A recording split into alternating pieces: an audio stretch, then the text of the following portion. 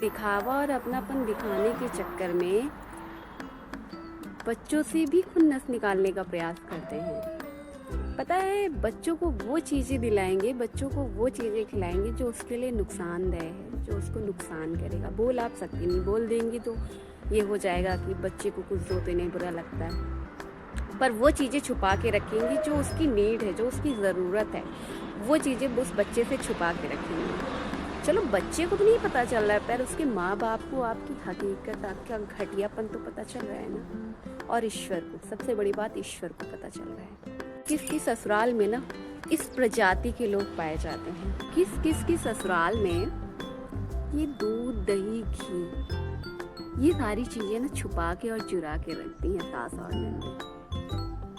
ऐसे मैंने ऑलमोस्ट लोगों से सुना है कि दूध, घी ये चुरा चुरा के रखती हैं, या फिर स्पेशल कोई खाने वाली चीज़ आ जाए तो बहू और उसके बच्चे से ऐसा छुपा के रखती हैं जैसे उस बहू ने ना अपने मायके में कुछ देखा ही ना हो।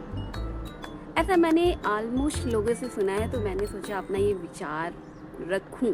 कोई नई चीज़ आ जाए यूज़ की तो बहू को ऐसा अवॉइड किया जाता है जैसे कि ना उस बहू ने कभी उस चीज़ को आंखों ही ना देखा हो।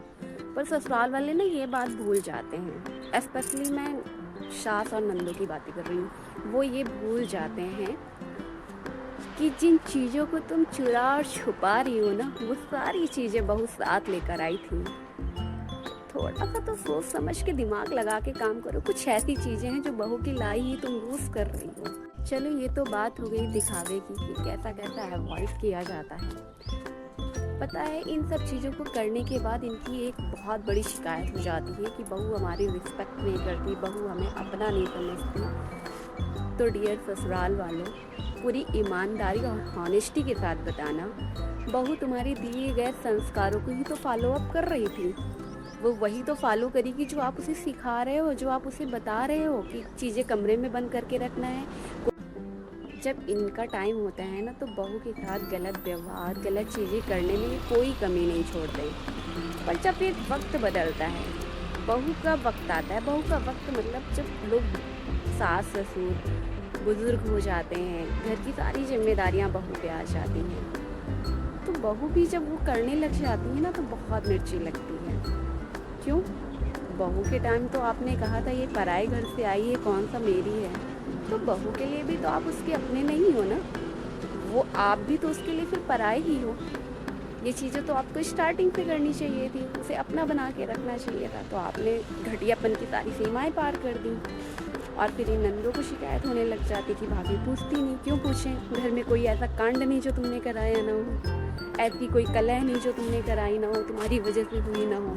क्यों पूछे तुम्हें? फिर से वही चीज़ें दोहराएं क्या? कहने का मतलब बस ये है कि आप बहू को चलो अपना तो नहीं दे सकते, अपनापन नहीं दे सकते, लेकिन परायेपन की सीमाएं तो ना पार करें, ताकि जब आपकी वृद्धावस्था हो तो वो आपकी सेवा ऊपर के दिखावे से ही सही पर करे, तो इतना तो बना के रखिए ना उससे, इतना तो उसके हृदय में प्रेम, अपनापन बना के रखिए कि ज़रूरत पड़े तो वो आपके लिए खड़ी हो जाए। इतनी नफरत ना बढ़ाएं उसके दिल में कि वो आपको देख के अवॉइड कर दें। बताएं, ये अपना जो अनुभव बताया, ये हर जगह फॉलो अप नहीं होता।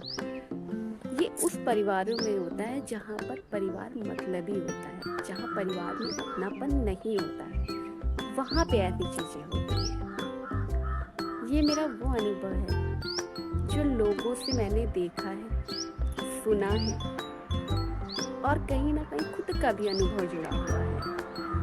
ये बातें मैंने अपनी लॉन्ग वीडियो के माध्यम से आप लोगों के बीच रखा है। मेरे इस लॉन्ग वीडियो को आप ज़्यादा से ज़्यादा प्यार और सपोर्ट दीजिएगा। आप सभी को प्रणाम। सीताराम, राधे राधे।